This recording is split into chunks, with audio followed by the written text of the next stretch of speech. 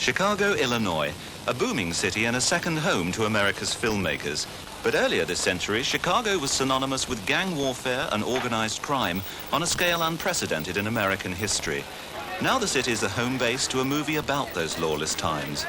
Directed by Brian DePalma and written by the award-winning playwright David Mamet, it stars Robert De Niro as Al Capone and Kevin Costner as Elliot Ness, who, at the instigation of President Herbert Hoover, fought the widespread corruption among both the police force and the civic authorities to return law to the violent streets of Chicago. He's brought to Chicago because to clean up the town, to assist the government of the city of Chicago in stopping corruption, which is, I think, historically also very accurate, because Hoover was quite embarrassed by Al Capone. And people would come to Hoover and say, how can you allow such, I'm talking about Herbert Hoover, such terrible violence and flaunting of the federal laws in the city of Chicago. And so Hoover conceived a certain vendetta against Capone. We'll play the horses a little, back a few shows, eh? And commit murder. That's nice, that's nice. And what do I do for an encore? Robert Stack was television's Elliot Ness. In the new film, Kevin Costner plays the role. Chicago was on the map. I mean, Chicago was as international as Paris. I mean, you know, Chicago was a roaring city. I mean, it was filled with crime and everything else, but it was, if you had dough, you could have fun here, and that was the problem. The cops were on the side of the crooks, and the various criminal elements functioned hand in hand with the police in the 30s. Big Bill Thompson was the mayor of Chicago for much of that period, was Capone's boy. People are pretty, you know, they had great intrigue with the Godfather issues. There is something fascinating about the evil at work. I think it has less attraction or intrigue for an audience if it's just a corporation that's against some individual or something, and then it becomes kind of faceless. But when it's somebody, as a person like, say, Duchy Schultz or Al Capone or somebody like that, then they can actually see the person, witness what he does and what he doesn't do, and he gets away with a lot of things that some people would rather like to do, probably, and I think more in America than any other country in the world, where they are much more recognizing of a kind of stand-up guy, as they say. There was, you know, a lot of money being thrown around, and it was very easy to buy people. It was much easier to buy someone than to go ahead and, you know, comply. You fellas are untouchable, is that the thing? Ness's specific task was to enforce a widely unpopular law prohibiting the sale and consumption of alcohol. Religious and temperance enthusiasts had finally won their fight for an era of clear thinking and clean living, and for more than 10 years, America was to become, in theory at least, a dry country. Federal officer, you're under arrest for violations of the Volstead Act. But when Congress introduced the Volstead Act of Prohibition at midnight on January the 17th, 1920, it not only underestimated seriously the thirst for alcohol, but also gave unbridled powers to the men who catered for those now illegal appetites. Paramount among those men was Alphonse Capone. I, for some reason, in the course of my life, have known a few people who were criminals, and I found all of them charming. I mean, there are a lot of people, very, very powerful people in any business, whether that's the movie business or the investment banking business or the government, for that matter. Very, very powerful people who are very, very charming, who also happen to be thugs. There is something about power itself which is charming, which is very, very attractive, and something about the possession of power which tends to make people patronizing, egomaniacal, and also relaxed. When you put those three things together, sometimes what you get is charm, which is what I understand that Al Capone possessed. I think we're all taught to judge people how they are with us. If Al Capone gave you money, that's the way you're going to think about him. But if Al Capone also killed your kid brother or someone else in the midst of a shootout or something, you're going to have a very much a different opinion. The view of gangsters back then was very romantic and very romanticized, and probably what we're working against here. Of course, there's much more realism in films now. You didn't really see the blood flying around, and it wasn't filmed in color. They were shot black and white, and very different kind of filmmaking that is being done now. I think that in many instances they were simplistic, oversimplistic. You know, the black hats and the white hats, the goodies and the baddies, and at the end, and the baddies were put away, and that was it. But I think that because of the modern audience, because of the introduction of Freud and whatever else, they're interested in character and where they go in relationships and all the rest of it, so that the balance in film changes. And what was acceptable 10 years ago is not acceptable today. 20 years ago, not acceptable at all. I think people like speed, and they like danger, and they like adventure. A lot of things that maybe their life aren't. And it's from a peripheral look, it's always an exciting life. And the gangster life certainly involved money, and involved women, and involved gambling, and involved, a good time, a temporary good time. You never see all the guys that bet all the money and their families went without, betting on horses and the drunks and stuff. But the gangster life was Hollywood. It was Hollywood in the Midwest. In The Untouchables, Al Capone is played by Robert De Niro. The actor's fastidious attention to detail is legendary, and to increase his physical resemblance to the gangster, he went back to the high-calorie diet devised to help him play the aging Jake LaMotta in Raging Bull. Bob is the quintessential Al Capone. I mean, he's the greatest character actor of his generation, and he just doesn't have any peers, and so as far as I'm concerned, and it has been an ordeal, but I really think that after this, there won't be a reason to ever do Al Capone, I think Bobby's going to nail it. Robert De Niro prepared for Capone first by eating. He had to put on about 25 pounds, which rounded his face out. And he went to Italy and worked with some people he'd worked with before in order to pull his hairline back. So he'd get that very round moon face that Capone has. And he had to put on the 2 scars that Capone has on the side of his face. This makeup job took about 3 hours to do in the movie. And it was fabulous. De Niro is, of course, one of the greatest actors in America today. And he liked the material, and I was very flattering to him. He liked the Mamet language. He liked this new conception of Al Capone instead of making him kind of a street thug. He's sort of a man of words, a man that likes to talk to the press, a man that is very eloquent. And the press finds very colorful. Well, I'll tell you one more thing. You got an all-out prize fight, you wait till the fight's over, one guy's left standing, and that's how you know who won. What I didn't know before I started this picture was that Capone was very young when all this was happening. He was in his 20s. He was like 24 when he took over Chicago. And by the time they caught him, he was 31. So he was a very young man, and that's kind of surprising. You think of the power that he wielded. What makes it so difficult to get Capone in the movie and in life was that Capone was the ruler of the city. And just like any people who are corrupt and on the take in high places, there's so many ranks of intermediaries between the actual crime and themselves, it's hard to pin anything on them. The same thing as Watergate, the same thing as the arms thing.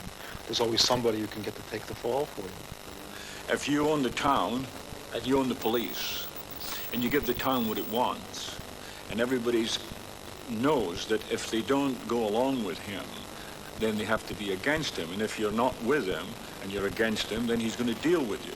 And so it's very, very clearly established at the beginning of the film just what you're dealing with in terms of Capone. He was a very colorful character. Everybody in Chicago loved him. He was bringing in liquor, and they wanted to drink that liquor. They did not like the Volstead Act. And consequently, they felt that he was giving them something that they wanted, and this law was, in fact, ridiculous. The only problem was when you're dealing with illegal substances, a lot of innocent people get killed in the process. The Untouchables, in reality, were the guys who came from Washington to try to clean up Chicago. I think there were 10 of them ultimately who got that name. For dramatic purposes, we've condensed them into 4. The 4 Untouchables are made up of Elliot Ness, who's basically a young, idealistic treasury agent, who sort of reminds me of a little like Jimmy Stewart in Mr. Deeds Goes to Town. He believes in American virtues, American tradition, and he's basically an innocent in a very corrupt world. Then there's the sort of war-weary Irish cop played by Sean Connery, who's I always thought the image of an honest cop in a corrupt town would be he'd be at the bottom of the rung. He'd be the one that would never get a good job, would be on a beat even though he's in his 60s. He'd never be advanced, he'd never go anywhere because the whole system's corrupt. Untouchable is an accountant who basically finds the way to get Al Capone by showing that he hasn't paid his taxes and get him on income tax evasion. And that character is played by Charlie Martin Smith, and he has a very kind of accountant's view of this world, like, this is the way to get him, show that he hasn't paid his taxes, make the connection, and then nail him in court. And the final Untouchable, played by Andy Garcia, is the one Italian of the group. And I thought this would be a good idea because you didn't want to make everybody think that all Italians are corrupt and all Italians are gangsters. There were honest Italians too, and they were as disturbed by Al Capone as any hard-working Italian of the period. Now then, why do you want to join the force? Protect the property and citizens. Oh, please. Don't waste my time with that bullshit. From Stone? South side. Stone? That's your name? George Stone? What's your real name? That is my name. What was it before you changed it? Giuseppe. Jeez, I knew it. That's all we need, you know. A thieving wop in the team. Is that you said? I said that you're a lying member of a no-good race. Couldn't get it out.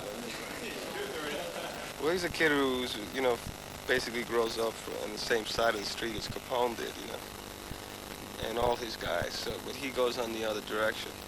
He decides to be a cop and kind of wants to clean that image of the mobster in the Italian heritage.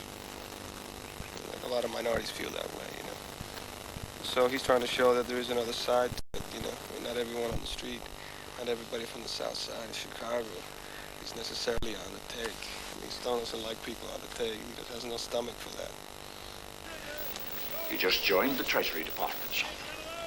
I thought it was a very clever concept to take the old cop who was not too happy with the status quo in Chicago, which is the part that I play, Malone, and use him as this kind of old dog that teaches the new dog the tricks on how to deal with the situation in the Chicago way. Well, it's one of those classic relationships where you have experience. I think we all would like to maybe go through life with kind of a figure that's standing over us, be able to keep us from mistakes.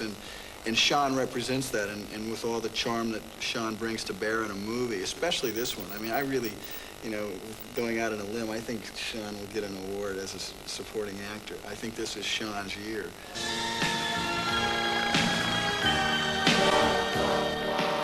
Some locations needed extensive work to make them fit into the period setting. Chicago's Roosevelt University doubled up as the Lexington Hotel, where Capone maintained a permanent suite. And the expense of filming away from Hollywood seemed worthwhile to nearly everyone. Well, it always adds to shoot on the live location because it's good for the actors because they feel they're in a real location and they get some kind of sense of the people they're playing and the places they're playing at. When you're dealing with stages and dealing with Los Angeles, that gives them one other thing they have to sort of imagine and create for themselves. So consequently, it is always very good to bring characters to the real places. Plus, they also spend a lot of time talking to the people that are actually involved in this period. I tell you, the people of Chicago have been really nice to us. I mean, they're nice people, you know. We always get a good table at restaurants and stuff like that. And they've been really kind. It's been a fine 3.5 months. I can't wait to leave, but it's been a fine 3.5 months, you know. And I do think that the spirit of Al Capone and the fact that it was here helped being in Chicago, definitely. And I'm glad we did it all here. But I'm just saying that I think if we replanned the picture, I think we would have, I hate to be crass, but we would have saved money had we done it partially in L.A. You can't understand what Chicago was like unless you really go to Chicago. And I think this company's done a real good job of capturing the feel of what Chicago was like then. We've got to see 4 guys walk across the street and you'd swear you were back in 1930. The main location away from Chicago was in Montana, doubling up as the US-Canadian border in one of the film's major action sequences. You have the full automatic real McCoys, we're looking at about 25. We have about 100 of the replicas. We have about 125 operating live shotguns. We have about 200 handguns and enough ammo to start a small war. Barrels are hot. No. So I know you got to get it turned in it, sure. Boom! You'll see it. All draped to here. And just go. Take it out of half a box. Just punch it on the back. How's that? That's good. All right, hold stick.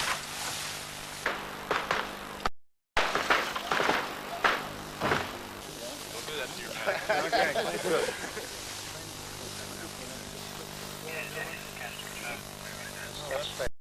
This is all the real stuff. We'll go and get that one in a minute. The battle starts.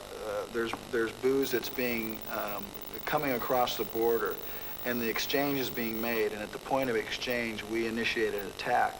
However, we got a real problem because the Canadians who have agreed to start it after us start it before us. So they actually get the ball started a lot earlier, which causes a lot of craziness. The next thing you know, we find Untouchables racing across this field, and Sean and I break off to the left, and we're going to stop a car that's getting away. And so Sean and I dismount, we run into the middle of the road, and the car comes hurtling toward us, and we completely open up, and I empty my shotgun on it. Sean gets to do the great movie thing of emptying his machine gun. I mean, it's really why you do the movies, to get to shoot the bad guys and stuff. What we were hoping to do is try to really capture a great moment in American history. Elliot Ness, Al Capone, Prohibition, machine guns, innocent people dying.